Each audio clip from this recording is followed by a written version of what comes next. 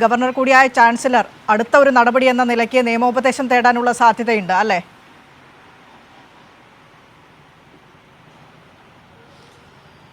വിനിഷ, ഏതായാലും ഇതിനകം തന്നെ ഗവർണർ ഇതുമായി ബന്ധപ്പെട്ടുള്ള നിയമോപദേശം തേടിയിട്ടുണ്ട്. ഇനിയിപ്പോൾ ആ നിയമോപദേശത്തിന്റെ അടിസ്ഥാനത്തിൽ എന്ത് തീരുമാനമാണ് ചാൻസലർ എടുക്കുന്നത് എന്നുള്ളത് തന്നെയാണ് ഏവരും ഉറ്റുനോക്കുന്നത്. കാരണം അതിനെ അടിസ്ഥാനപ്പെടുത്തിയായിരിക്കും തുടർ നടപടികൾ സിൻഡിക്കേറ്റിന്റെ ഭാഗത്തു നിന്നും ഉണ്ടാവുക. ഏതായാലും ഇതുമായി ബന്ധപ്പെട്ടുകൊണ്ട് VC-യുടെ ഇത്തരത്തിലുള്ള അനധികൃതമായിട്ടുള്ള ഇടപെടൽ, അനർഹമായിട്ടുള്ള ഇടപെടൽ, അതിനെതിരെ വലിയ തോതിലുള്ള പ്രതിഷേധം ഇതിനകം തന്നെ ഉയർന്നു വന്നു കഴിഞ്ഞിട്ടുണ്ട് എന്നുള്ളതിൽ ഒരു തരത്തിലുള്ള തർക്കവുമില്ല. കഴിഞ്ഞ ദിവസമാണ് ഇവിടെ യൂണിവേഴ്സിറ്റി ആസ്ഥാനത്ത്, സർവകലാശാല ആസ്ഥാനത്ത് SFIയുടെ പ്രതിഷേധം കണ്ടു. സർവകലാശാല ജീവനക്കാരുടെ പ്രതിഷേധം ഉണ്ടായിരുന്നു.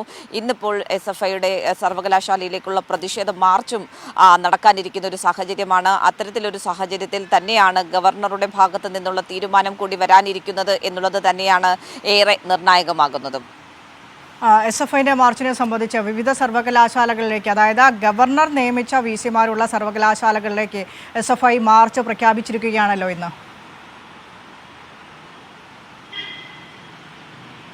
തീർച്ചയായും. അതായത് സംസ്ഥാനത്തെ സർവകലാശാലകളിൽ പ്രധാനമായും സർക്കാർ നൽകുന്ന പട്ടികയിൽ നിന്ന് വൈസ് ചാൻസലറെ തീരുമാനിക്കുന്നതിനപ്പുറത്തേക്ക് സർവകലാശാലകളിൽ ഇൻചാർജ് ഭരണം നടത്തുന്നതിൽ പ്രധാന കാരണം ഗവർണറുടെ നിലപാടാണ് എന്നുള്ള കാര്യമാണ് സർക്കാർ വ്യക്തമാക്കുന്നത്. അത് വലിയ തോതിൽ ഓരോ സർവകലാശാലയുടെയും അക്കാദമിക് പ്രവർത്തനങ്ങളെ അടക്കം സാരമായി ബാധിക്കുന്ന ഒരു പശ്ചാത്തലം കൂടി നിലനിൽക്കുന്നുണ്ട്. ഏറ്റവും വലിയ ഉദാഹരണം കേരള സർവകലാശാല തന്നെയാണ്. കാരണം കേരള സർവകലാശാലയുമായി ബന്ധപ്പെട്ട് കേരള സർവകലാശാലയുടെ ചുമതലയുള്ളത് ഡോക്ടർ മോഹനൻ കുന്നുമ്മലിനാണ്. അദ്ദേഹം ആരോഗ്യ സർവകലാശാലയുടെ VC-യാണ്, സ്ഥിര VC-യും കേരള സർവകലാശാലയുടെ താൽക്കാലിക VC-യുമാണ്. അപ്പോൾ ഇവിടെ അദ്ദേഹം കൃത്യമായ രീതിയിൽ കാര്യങ്ങളിൽ ഇടപെടുന്നില്ല, കൃത്യമായി എത്തുന്നില്ല, സിൻഡിക്കേറ്റ് വിളിക്കാൻ വൈകുന്നു എന്നീ കാര്യങ്ങൾ വലിയ തോതിൽ തന്നെ അതിൻ്റെ അക്കാദമിക് പ്രവർത്തനങ്ങളെ അടക്കം ബാധിച്ചിട്ടുള്ള ഒരു സാഹചര്യം നിലനിൽക്കുന്നുണ്ട്. ഇതിന് സമാനമായ രീതിയിൽ തന്നെയാണ് ഈ 4 സർവകലാശാലകളിൽ, ഒന്ന് കേരള, മറ്റൊന്ന് MG, അതിനു പുറമെ കണ്ണൂരും കോഴിക്കോട് സർവകലാശാലയും, ഇവിടങ്ങളിലൊക്കെ ഈ രീതിയിലാണ് പ്രവർത്തനങ്ങൾ മുന്നോട്ട് പോകുന്നത്. ഈ ഒരു പശ്ചാത്തലത്തിലാണ് പ്രതിഷേധ മാർച്ച് SFI സംഘടിപ്പിച്ചിരിക്കുന്നത്.